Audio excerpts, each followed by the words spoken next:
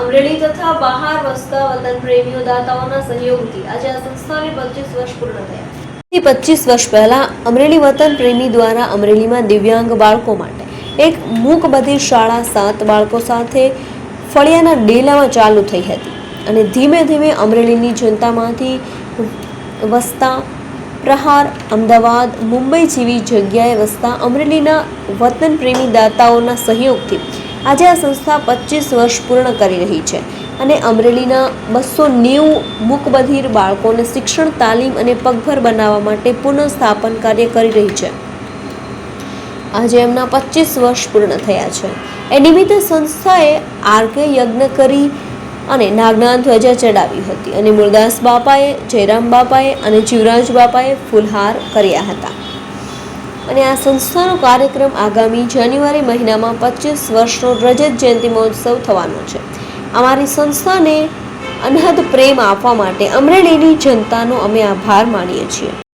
આજથી 25 વર્ષ પહેલા અમરેલીના કપોળ વતન પ્રેમી દ્વારા અમરેલીમાં દિવ્યાંગ બાળકો માટેની એક મૂકબધિર શાળા 7 બાળકો સાથે વળિયાના ડેલામાં ચાલુ થઈ હતી અને ધીમે ધીમે અમરેલીની જનતામાંથી વસતા બહાર અમદાવાદ, મુંબઈ જેવી જગ્યાએ વસતા અમરેલીના વતન પ્રેમી દાતાશ્રીઓના સહયોગથી આજે આ સંસ્થા 25 વર્ષ પૂર્ણ કરી રહી છે. અમરેલીના 290 મૂકબધિર બાળકોને શિક્ષણ, તાલીમ અને પગભર બનાવવા હેતુ પુનઃસ્થાપનનું કાર્ય કરી રહી છે. આજેના 25 વર્ષ પૂર્ણ થયા છે.